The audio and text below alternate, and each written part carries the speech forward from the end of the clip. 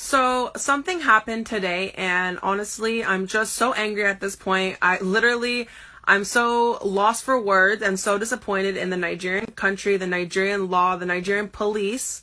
You guys are meant to be protecting people, and I get a phone call that my husband, who is a Nigerian citizen, has been arrested, and I asked why. My husband is such a good person, a great guy. I couldn't even think of one thing that he does wrong in order to be arrested. And I found out he was arrested for a haircut. Literally a haircut. So I don't want to tell you how my mind is feeling right now and how stupid you sound for arresting somebody for a haircut, but I'm going to get to what actually happened in detail in just a minute.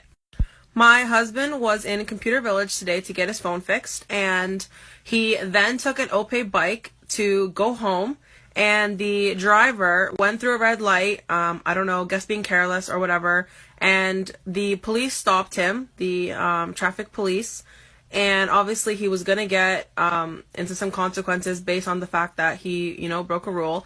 But my husband, who was a passenger, did no such thing, and for some reason, he was apprehended, he was arrested, he was put into a van, he was beaten, and when he asked what he was being, arrested for, what was the problem, where was he going, they told him that he was being arrested because of his haircut.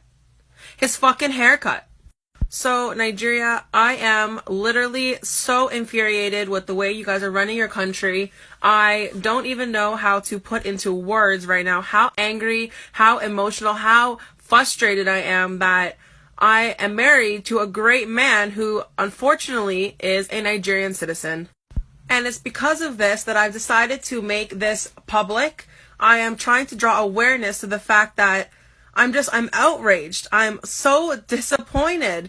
And I'm so worried for the safety of my family in Nigeria, my husband's family in Nigeria, my friends.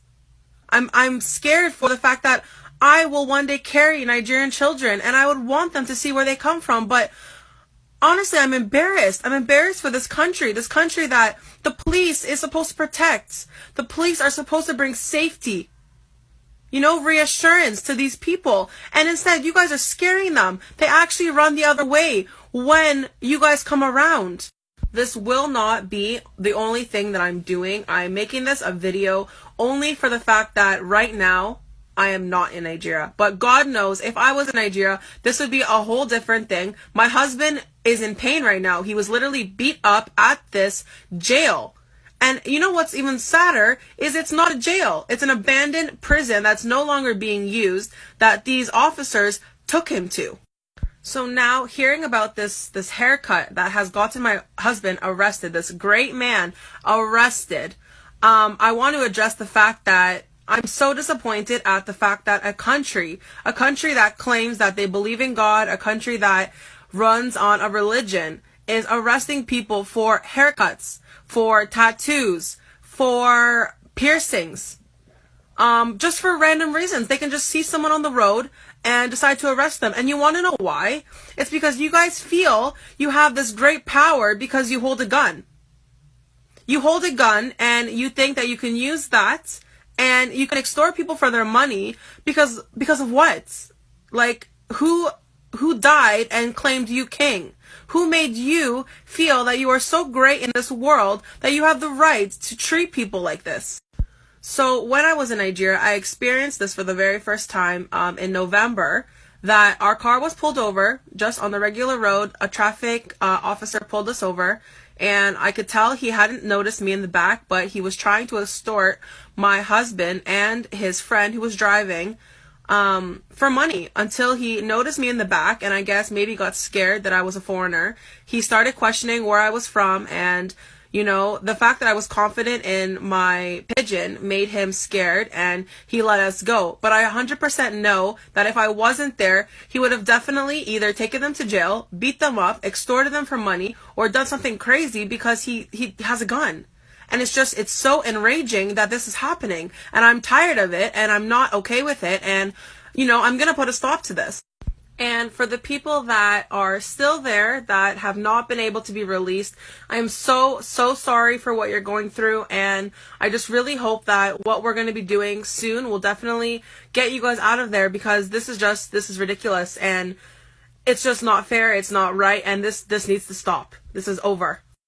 Now, the thing that makes me the most enraged is that they threatened to actually take his life. They threatened to shoot him on spot, and they were going to name him a kidnapper or a highway robber. So they were basically going to flip everything around and make him look like he did something wrong. And so, if not for this being my husband, for the people that don't have a family, or, you know, my husband is lucky enough that his brother is a lawyer and he was able to get there in time and get my husband released. But aside from that, if he didn't have a family, if he didn't have enough money that they asked for, if he wasn't able to make a big enough problem for them, they could literally kill him. They can leave him in that jail. That's not even a real jail. It's an abandoned jail in Sele. Yes, in Sele. So I will be definitely attaching where it was and the people and the description, because I will definitely be going to visit them. So the officers that arrested him, they had the name anti-cultism on their badges, I guess here. So instead of a badge name or an officer name or a number, they had anti-cultism. So I'm assuming they're trying to make it look like they arrested him as he's a part of a cult, maybe because of his hair. I'm not really sure since I wasn't there, but he was beat by guns. He was hit in the back of the legs, in the stomach. He was punched and he was kicked and he was, you know, beat with machetes. He was beat with cutlasses. And that's just not acceptable for someone that hasn't done anything. And for someone that has done something, you have to write a statement. You have to do a proper procedure. You have to have a lawyer. I mean, we are humans. We are not animals.